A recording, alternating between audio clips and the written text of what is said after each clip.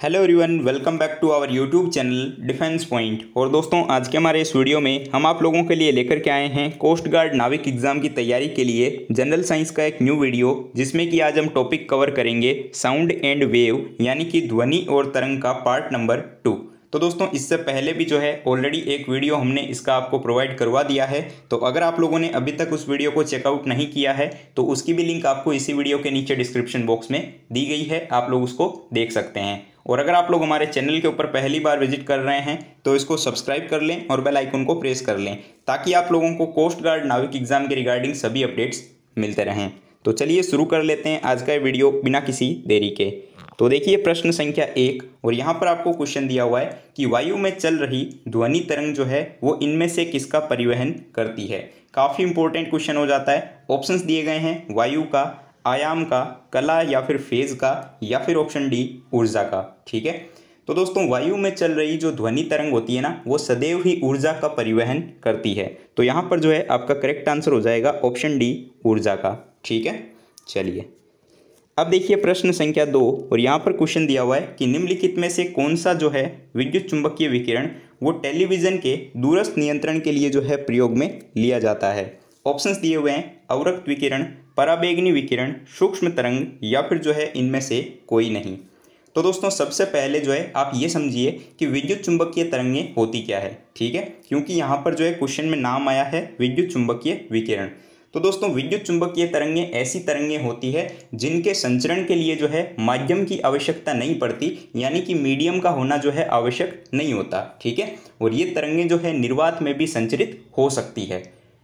अब देखिए इनके एग्जाम्पल की मैं बात करूं कि विद्युत चुंबकीय तरंगों के एग्जाम्पल कौन कौन से होंगे, तो आपके हो जाएगी प्रकाश तरंगें, रेडियो तरंगें, एक्स किरणें, ये सब जो है आपके विद्युत चुंबकीय तरंगों का उदाहरण है। ठीक है, अब बात करते हैं क्वेश्चन को लेकर।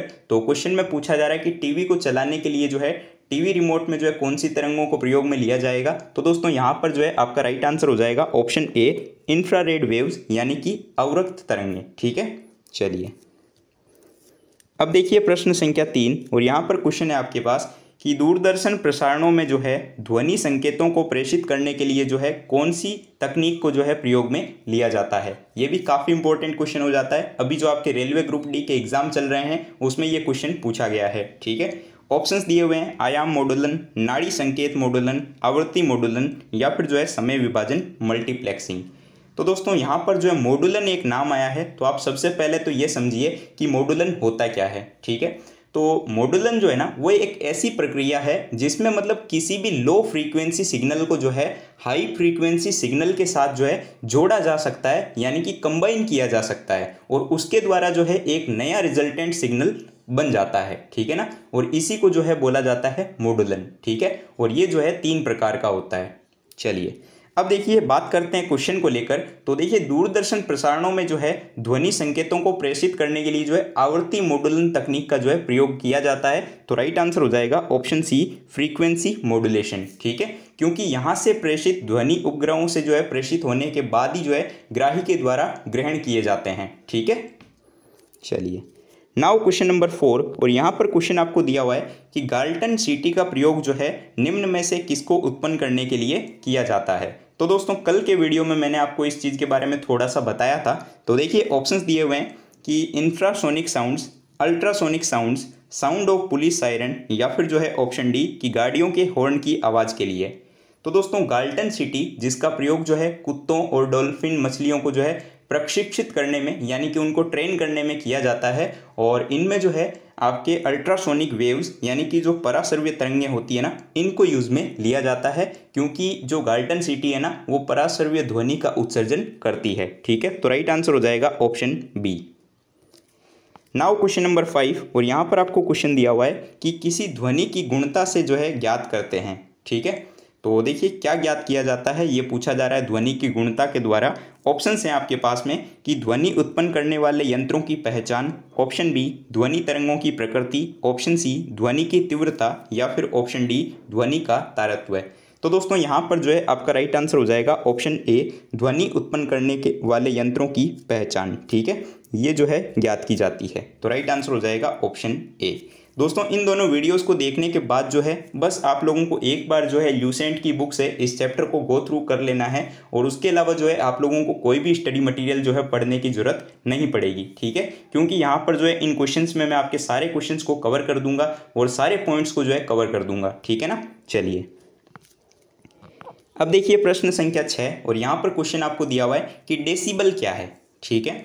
ऑप्शंस दिए हुए हैं कि एक वाद्य स्वरक, एक वाद्य यंत्र, ऑप्शन सी शोर का तरंगदैर्ध्य, या फिर ऑप्शन डी की ध्वनि स्तर की एक माप। तो आप लोग समझ गए होंगे कि करेक्ट आंसर हो जाएगा आपका ऑप्शन डी की ध्वनि स्तर की एक माप। देखिए डेसिबल जिसको डीबी के द्वारा रिप्रेजेंट किया जाता है, ये ध्वनि स्तर की एक माप है और इससे जो है ध्वनि की तीव्रता को मापा जाता है, ठीक है ना। और दोस्तों हम लोग जानते हैं कि 80 डेसिबल से अधिक तीव्रता की जो ध्वनि होती है वो ध्वनि प्रदूषण कहलाती है, ठीक है, जो कि हमारे जो कान होते हैं ना इनके ऊपर विपरीत प्रभाव डालती है, ठीक है। चलिए देखिए प्रश्न संख्या 7, और यहाँ पर क्वेश्चन है आपके पास में कि निम्नलिखित में से कौन सा जो है विद्युत चुंबकीय तरंग नहीं है। तो इनमें से कौन सा जो है वो आपके एक इलेक्ट्रोमैग्नेटिक वेव नहीं है, ये पूछा जा रहा है, ठीक है। तो इस टाइप के क्वेश्चन भी आपको नाविक एग्जाम में देखने को मिलेंगे, लगातार जो है पूछे जाते हैं ये क्वेश्चन। ऑप्शंस दिए हुए हैं अवरक्त, एक्स किरणें, सूक्ष्म तरंगें या फिर पराश्रव्य, ठीक है।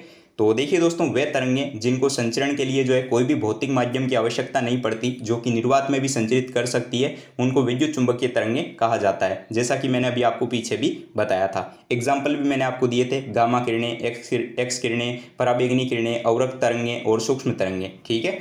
और देखिए तो यहाँ पर अगर हम देखें तो ऑप्शन डी जो है वो राइट हो जाएगा, पराश्रव्य तरंगें, ठीक है। क्योंकि पराश्रव्य तरंगें जो है ये ध्वनि तरंगें होती है, ठीक है। 20,000 हर्ट्ज से अधिक आवृत्ति वाली तरंगों को ही जो है हम पराश्रव्य तरंगें कहते हैं, और ये जो है ध्वनि तरंगें होती है जिनको मनुष्य के कानों के द्वारा नहीं सुना जा सकता, लेकिन कुछ जानवर होते हैं जैसे कि कुत्ता, बिल्ली, चमगादड़, ये सब जो है इनको सुन सकते हैं, ठीक है। और इसके बारे में जो है मैंने गाल्टन सिटी वाला भी आपको बताया ही था अभी, ठीक है।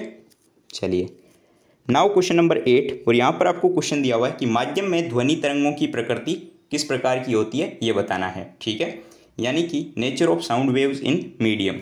ऑप्शंस हैं ना तो अनुदैर्ध्य और ना ही अनुप्रस्थ, ऑप्शन बी केवल अनुदैर्ध्य, ऑप्शन सी केवल अनुप्रस्थ, या फिर ऑप्शन डी की अनुदैर्ध्य और अनुप्रस्थ दोनों।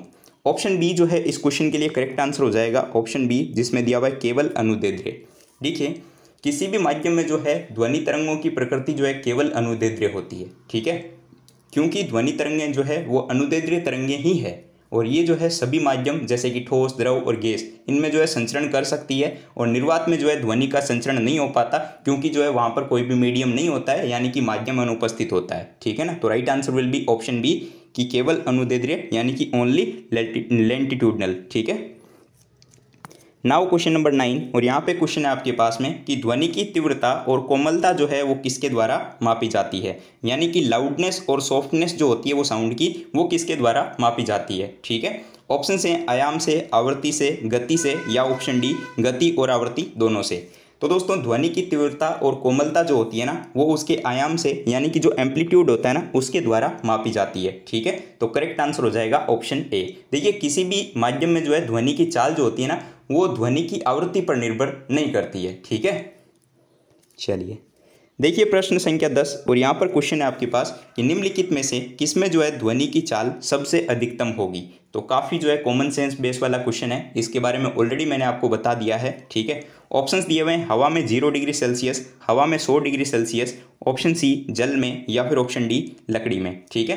तो विभिन्न माध्यमों में जो है ध्वनि की चाल अलग अलग होती है, और कोई माध्यम जितना प्रत्यास्थ होगा उसमें जो है ध्वनि की चाल उतनी ही अधिक होगी, ठीक है। और हम जानते हैं कि ध्वनि की चाल जो है ठोसों में सबसे ज़्यादा, उसके बाद जो है द्रवों में, और उसके बाद जो है गैसों में होती है, ठीक है। तो यहाँ पर अगर आप लोग देखें तो ठोस में क्या आएगा, तो ठोस में आपका लकड़ी आ जाएगा, ठीक है। क्योंकि ऑप्शंस में से देखेंगे तो लकड़ी का टुकड़ा जो है वो ठोस में आता है, ठीक है, जो कि बहुत ज़्यादा प्रत्यास्थ है, तो उसमें जो है ध्वनि की चाल भी उतनी ही अधिक होगी, ठीक है। Correct answer will be option D.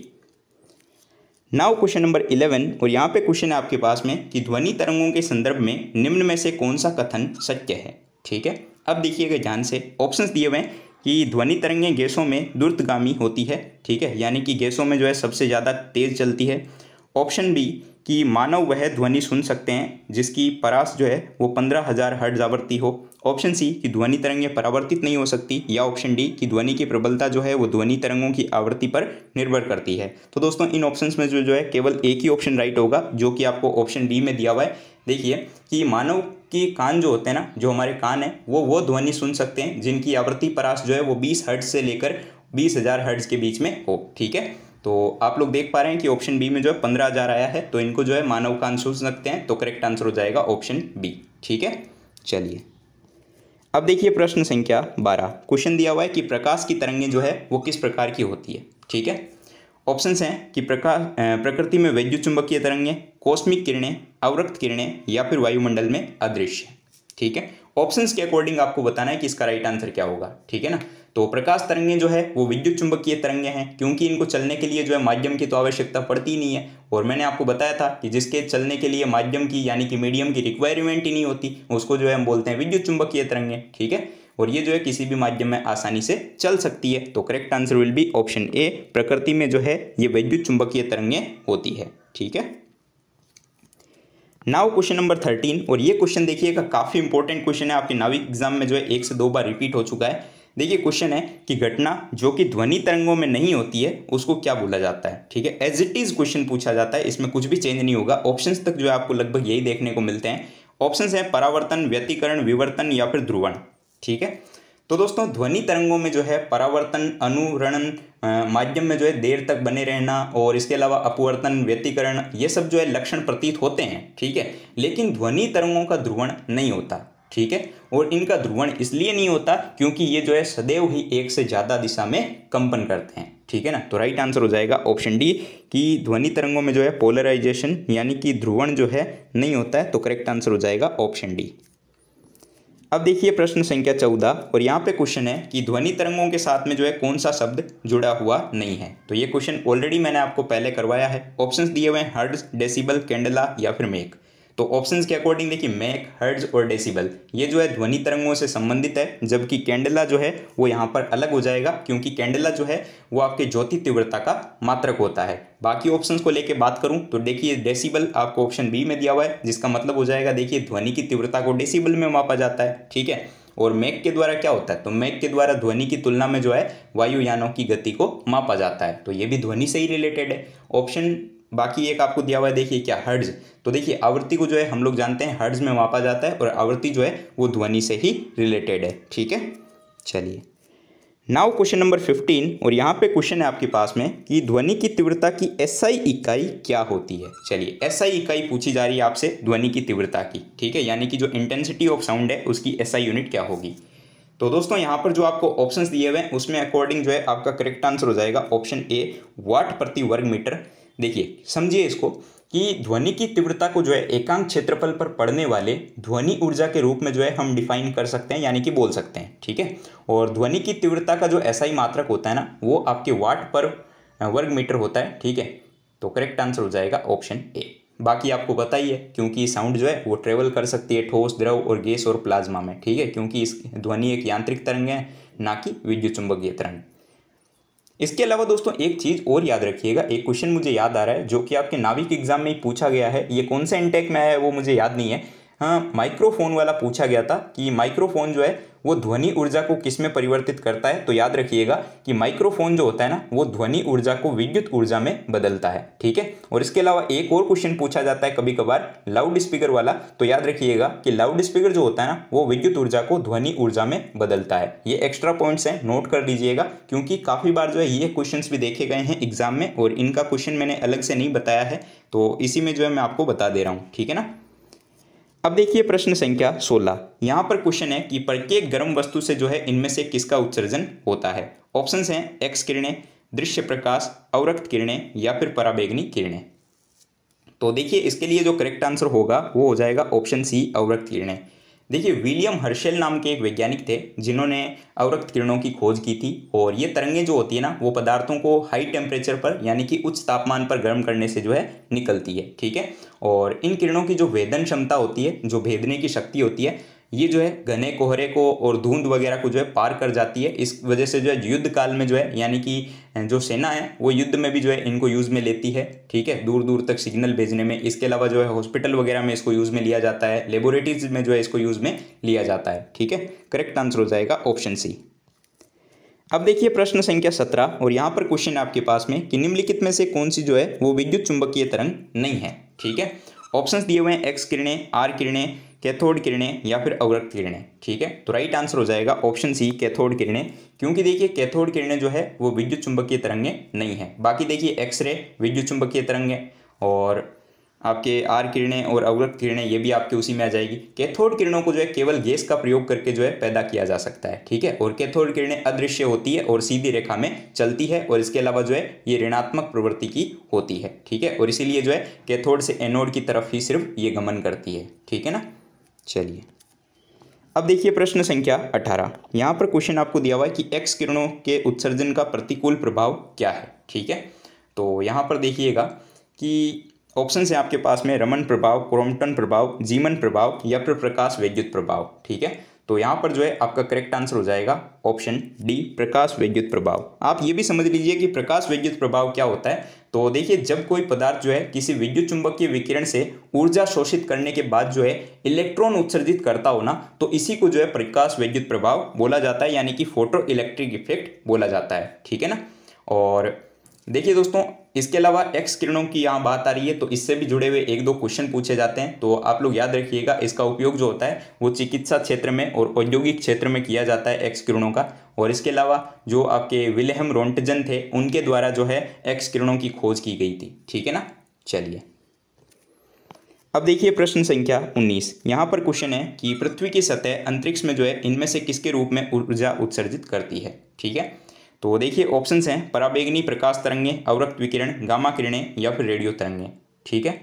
तो देखिए दोस्तों इसके लिए जो करेक्ट आंसर होगा वो हो जाएगा ऑप्शन बी अवरक्त विकिरण, यानी कि पृथ्वी की जो सतह है, ठीक है, यानी कि अर्थ की सरफेस, वो जो है आपके अवरक्त विकिरणों के रूप में जो है ऊर्जा उत्सर्जित करती है अंतरिक्ष में, ठीक है। चलिए देखिए प्रश्न संख्या 20 और ये जो है आज के इस वीडियो का लास्ट क्वेश्चन होने वाला है। और यहाँ पर जो है ये हमारा चैप्टर ओवर हो जाता है साउंड एंड वेव। इसके बाद जो है हम एक नया चैप्टर शुरू करेंगे, ठीक है। अब देखिए क्वेश्चन आपको दिया हुआ है कि नाभिकों के रेडियो एक्टिव क्षय के दौरान निम्नलिखित में से कौन सी विद्युत चुंबकीय तरंगें उत्पन्न होती है, ठीक है। ऑप्शंस हैं गामा किरणें, पराबैंगनी तरंगें, सूक्ष्म तरंगें या फिर रेडियो तरंगें। तो दोस्तों नाभिकों के रेडियो एक्टिव के दौरान जो है गामा किरणें जो है विद्युत चुंबकीय तरंग उत्पन्न करती है, तो करेक्ट आंसर हो जाएगा ऑप्शन ए, ठीक है। और इन किरणों के क्षय से जो है परमाणु के द्रव्यमान संख्या व परमाणु संख्या में कोई भी चेंज नहीं होता, ठीक है। और गामा किरणों की जो भेदन क्षमता होती है वो बहुत ही ज़्यादा तेज होती है, ठीक है। तो ये जो है काफ़ी क्षति या फिर जो है काफ़ी नुकसान भी पहुँचाती है, ठीक है ना। चलिए अब दोस्तों एक क्वेश्चन आप लोगों के लिए है क्वेश्चन फॉर यू सीरीज़ में, और आई होप कि डेफिनेटली जो है आप लोगों को इसका आंसर पता होगा। तो आपके लिए क्वेश्चन है कि आवाज़ की माप का मात्रक क्या होता है। इस क्वेश्चन में ही जो है आपका आंसर छुपा हुआ है। ऑप्शंस दिए हुए हैं डेसिबल, हर्ट्ज, एम्पलीफायर या फिर एकॉस्टिक। और इस वीडियो में मैंने इसका आंसर भी बताया था, तो अगर आप लोगों ने वीडियो को ध्यान से देखा है तो आपको आंसर पता चल चुका होगा। तो इसका जो भी राइट आंसर होगा वो आप लोगों को वीडियो के नीचे कमेंट बॉक्स में कमेंट करके बताना है। इसके अलावा वीडियो आपको कैसा लगा ये आप जो है कमेंट करके जरूर से बताइएगा। पीडीएफ जो है वो आपको टेलीग्राम ग्रुप के अंदर देखने को मिल जाएगी, तो टेलीग्राम ग्रुप को जरूर से ज्वाइन कर लीजिएगा और डेफिनेटली ज्वाइन कर लीजिएगा, क्योंकि वहाँ पर जो है मैं आपको दिन भर में 200 से 300 क्विज करवाता हूँ, ठीक है ना। तो क्विज जो है आपके लिए काफ़ी इंपॉर्टेंट है, तो इसलिए जो है टेलीग्राम को ज्वाइन कीजिएगा। लिंक वीडियो डिस्क्रिप्शन में दी गई है, ठीक है। और वीडियो को शेयर करना बिल्कुल भी मत भूलिएगा। मिलते हैं हमारे एक नए वीडियो के साथ में, नए टॉपिक के साथ। तब तक के लिए जय Hind and thank you so much for watching this video.